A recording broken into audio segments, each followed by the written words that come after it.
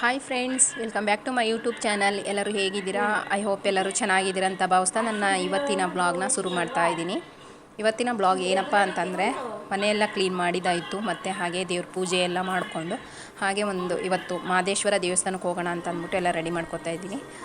ಇವಾಗ ದೇವಸ್ಥಾನ ಎಲ್ಲ ಮುಗಿಸ್ಕೊಂಡು ಮಕ್ಕಳನ್ನೂ ಕರ್ಕೊಂಡು ದೇವಸ್ಥಾನಕ್ಕೆ ಹೋಗ್ತಾ ಇದ್ದೀನಿ.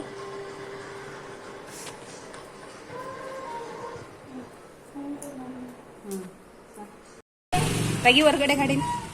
ಟ್ಯೂಷನ್ 10:30ಗೆ ಹೋಗಿ ಅಷ್ಟರೊಳಗಡೆ ಬರಬೇಕು.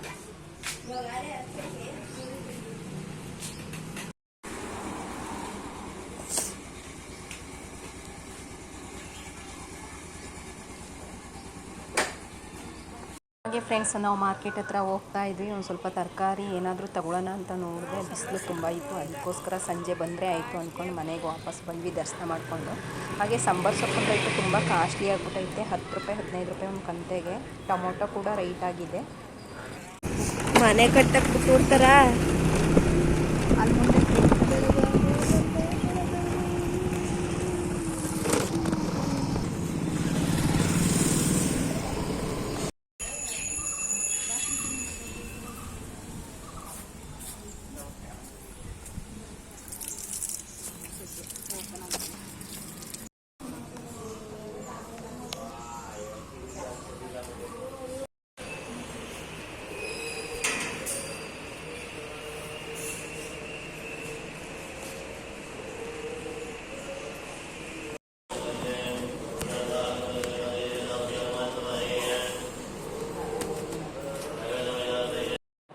ಹಾಗೆ ಫ್ರೆಂಡ್ಸ್, ನನಗೆ ಮಾರ್ನಿಂಗೇ ಎದ್ದ ತಕ್ಷಣ ಒಂದು ಸ್ವಲ್ಪ ಮೈಂಡಲ್ಲಿ ಏನೋ ಒಂಥರ ಅಸಮಾಧಾನ ಅಂತ ಅನ್ನಿಸ್ತು. ಎದ್ದ ತಕ್ಷಣ ಮಾರ್ನಿಂಗು ನಾನು ಮಾಡ್ತಿದ್ದ ಕೆಲಸಗಳನ್ನೇ ಮಾಡೋಕ್ಕೆ ಮನಸ್ಸಿರಲಿಲ್ಲ, ಹಾಗೆ ಅನ್ನಿಸ್ತಿತ್ತು.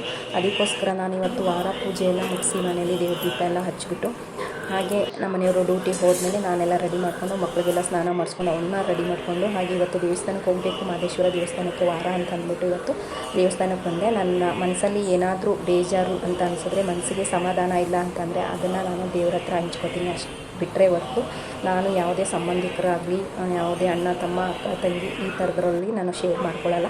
ಶೇರ್ ಮಾಡಿಕೊಂಡ್ರೆ ಅದು ಸಮಾಧಾನ ಅನಿಸೋದು ಇಲ್ಲ. ಮತ್ತು ಅದಕ್ಕೋಸ್ಕರ ನಾನು ಯಾರ ಹತ್ರನೂ ಶೇರ್ ಮಾಡಲ್ಲ.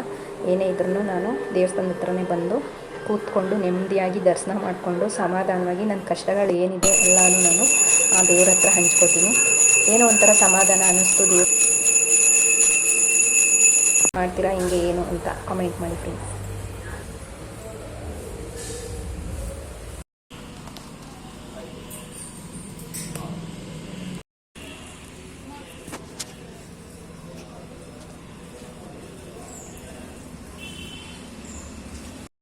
ಹಾಗೆ ಫ್ರೆಂಡ್ಸ್, ದೇವ್ರ ದರ್ಶನ ಎಲ್ಲ ಮುಗಿಸ್ಕೊಂಡು ಹಾಗೆ ಬರ್ತಾ ಫಿಲ್ಟ್ರ್ ನೀರೆಲ್ಲ ಖಾಲಿಯಾಗಿತ್ತು. ಹಾಗೆ ತೊಗೊಬಂದಿದ್ವಿ ಬಾಟಲ್ನ. ಇಲ್ಲೇ ದೇವಸ್ಥಾನದ ಹತ್ರನೇ ಇರೋದು, ಇಲ್ಲೇ ತೊಗೊಂಡೋಗೋಣ ಒಟ್ಟಿಗೆ ಅಂತ ಅಂದ್ಬಿಟ್ಟು ತಗೊಂಡು ಬಂದ್ವಿ. ನನ್ನ ಮಗ ನೋಡಿ ದೊಡ್ಡ ಬಾಟಲ್ನೇ ಎತ್ಕೊಬತ್ತವನು. ಇವಾಗ ಒಂದು ಸ್ವಲ್ಪ ನನ್ನ ಕೆಲಸ ಫ್ರೀ ಅಂತ ಅನಿಸ್ತಾ.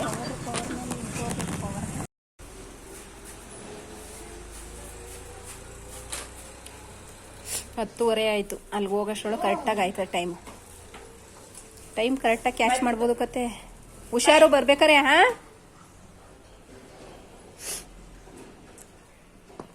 ನಾನು ಕಷ್ಟಪಟ್ಟು ಮಾಡಿಸ್ಕೊಂಡು ಬಂದ. ಹಾಗೆ ಬರ್ತಾ ಬಿಸಿಲಲ್ಲಿ ಬಂದವನೇ ಅಂತ ಅಂದ್ಬಿಟ್ಟು ನಾನು ಸ್ವಲ್ಪ ಮೂಸಂಬಿ ಹಣ್ಣೆಲ್ಲ ಇತ್ತು, ಕೂಯ್ದು ಕಟ್ ಮಾಡಿ ಉಪ್ಪು ಖಾರ ಎಲ್ಲ ಹಾಕೊಟ್ಟೆ. ಅವ್ರು ಆ ಥರ ತಿನ್ನಲ್ಲ ಅಂತಂದರು. ಅದಕ್ಕೇ ನಾನು ಜ್ಯೂಸ್ ಮಾಡೋಣ ಅಂದ್ಕೊಂಡು ಜ್ಯೂಸ್ ಮಾಡಿದೆ. ಅದೊಂದು ಸ್ವಲ್ಪ ಫಸ್ಟು ಹೋಗೋಗ್ರನ್ನ ಹೊಡಿಯುತ್ತಲ್ಲ, ಅದ್ರ ಸ್ಮೆಲ್ ನೋಡ್ಬಿಟ್ಟು ನನ್ನ ಮಗ ಚಿಕ್ಕ ಮಗ ಹಠ ಮಾಡ್ತಿದ್ದ ಕುಡಿದಾನೆ. ನೋಡಿ ಈ ಥರ ಕುಡಿಸ್ತಾ ಇದ್ದೀವಿ ಇವನಿಗೆ. ನಾನು ಹಣ್ಣೆಲ್ಲ ಬಿಡಿಸಿ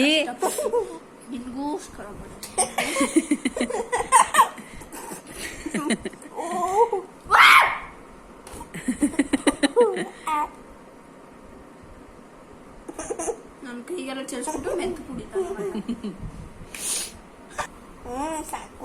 ಇನ್ನೊಂದು ಸ್ವಲ್ಪನೇ ಅಮ್ಮನ ಮೇಲೆ ಪ್ರೀತಿ ಇದ್ರೆ ಕುಡ್ಕೊತಿದ್ವಿ.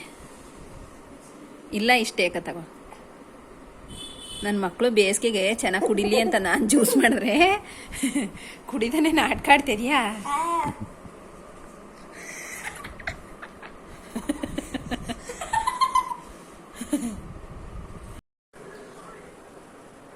ನಿನ್ನೆ ಮದರ್ಸ್ ಡೇಗೆ ಐಸ್ ಕ್ರೀಮ್ ತಂದು ಇಟ್ಟಿದ್ರು. ನಿಂದ ನೀನು ತಿನ್ಕೊಂಡೆ, ಅಣ್ಣನ ತಿನ್ಕೊಂಡ. ಆದರೆ ನನಗೆ ಏನು ತಿನ್ನಿಲ್ಲ ನಾನು. ಅದನ್ನ ನಾನು ಆಮೇಲೆ ತಿನ್ನೋದ ಅಂತ ಇಟ್ಕೊಂಡೆ ಯಾಕೋ. ಹಾಂ, ನೀನು ಮದರ್ಸ್ ಡೇಗೆ ನೀನು ಕೊಡಬೇಕಾ ನನಗೆ ಗಿಫ್ಟಾಗಿ ಐಸ್ ಕ್ರೀಮ್ನ, ಇಲ್ಲ ನೀನೇ ತಿನ್ಕೋಬೇಕಾ? ನಾನೇ ತಿನ್ಕೋಬೇಕು. ಅದು ಅಮ್ಮಂದು ತಾನೇ. ನಂದು ನಿಂದ ಆಲೆ ತಿನ್ಕೊಂಡಿದ್ದಲ್ಲ, ನಿಂದು ತಿನ್ಕೊಂಡು ನಿಂದು ಮತ್ತೆ ಅಮ್ಮನಿಗೆ ತಂದಿರೋದನ್ನ ನೀನೇ ತಿನ್ಕೊಂಡ್ರೆ ನಾನೇನು ತಿನ್ನೋದು? ಒಂದೆರಡು ದಿನ ನೋಡ್ತೀನಿ ನಾನು. ನೋಡಿ ಫ್ರೆಂಡ್ಸ್, ಮದರ್ಸ್ ಡೇಗೆ ಎಲ್ಲಾದರೂ ಅವನೇನಾದರೂ ನನಗೆ ತಂದು ಗಿಫ್ಟ ಕೊಡಬೇಕು. ನನಗೆ ತಂದಿರೋದೆಲ್ಲ ಅವನೇ ತಿನ್ಕೊಂಡವನೇ. ಅದೇ ಮದರ್ಸ್ ಡೇ ನಮ್ಮ ಮನೇಲಿ ಅಲ್ವಾ? ಇವತ್ತು ಐಸ್ ಕ್ರೀಮು ಡೈಲಿ 100 ರೂಪಾಯಿ ಎತ್ತು ಮಡಗ್ಬಿಡ್ಬೇಕು ಇವ್ರಿಗೆ. ಡೈಲಿ ಐಸ್ ಕ್ರೀಮ್ ಕೇಳ್ತಾರೆ. ಬಿಸ್ಲಲ್ವಾ ಅಂದ್ಬಿಟ್ಟು ಸುಮ್ಮನೆ ತಂದು ಕೊಡ್ತಾ ಇದ್ದೀವಿ. ಇನ್ನೊಂದು ತಿಂಗಳು ಅಷ್ಟೇ, ಆಮೇಲೆ ಏನೂ ಇಲ್ಲ ಅಲ್ವಾ ಅಕ್ಕು? ತಿಂಡಿ ಪೋತ್ ನನ್ನ ಮಗ ಇವನು. ನಮ್ಮ ಮನೆಗೆ ನಂಬರ್ 1 ತಿಂಡಿ ಪೋತ ಅಲ್ವಾ ಅಕ್ಕು? ನಿಜ ತಾನೇ? ಓಕೆ ಫ್ರೆಂಡ್ಸ್, ದೇವಸ್ಥಾನಕ್ಕೆ ಹೋಗಿ ದರ್ಶನ ಎಲ್ಲ ಮಾಡಿಕೊಂಡು ಮನೆಗೆ ಬಂದಾಯಿತು. ಮನೆಗೆ ಬಂದು ಒಂದು ಸ್ವಲ್ಪ ಹೊತ್ತು ರೆಸ್ಟ್ ಮಾಡೋಣ ಇವಾಗ ಅಂತ ಅಂದ್ಕೊಂಡು ಕೂತಿದ್ದೆ. ಹಾಗೆ ಇವತ್ತಿನ ಬ್ಲಾಗು ನಿಮಗೆ ಇಷ್ಟ ಆದರೆ ಲೈಕ್ ಮಾಡಿ, ಶೇರ್ ಮಾಡಿ, ಕಮೆಂಟ್ ಮಾಡಿ. ಹಾಗೆ ಇನ್ನೂ ಯಾರೆಲ್ಲ ಹೊಸದಾಗಿ ನನ್ನ ಚಾನಲ್ನ ನೋಡ್ತಾ ಇದ್ದೀರಾ ಎಲ್ಲರೂ ಸಬ್ಸ್ಕ್ರೈಬ್ ಮಾಡ್ಕೊಳ್ಳಿ. ದಯವಿಟ್ಟು ಎಲ್ಲರೂ ಸಪೋರ್ಟ್ ಮಾಡಿ ಅಂತ ಕೇಳ್ತಾ ಈ ವಿಡಿಯೋನ ಇಲ್ಲಿಗೆ ಎಂಡ್ ಮಾಡ್ತಾ ಇದ್ದೀನಿ. ಏನು ಹೇಳ್ತೀರಾ ಮಕ್ಕಳ ನೀವು? ಎಲ್ಲರೂ ಸಬ್ಸ್ಕ್ರೈಬ್ ಮಾಡ್ಕೊಂಡು ನಮ್ಮ ಅಮ್ಮನ ಸಪೋರ್ಟ್ ಮಾಡಿ. ಬಾಯ್.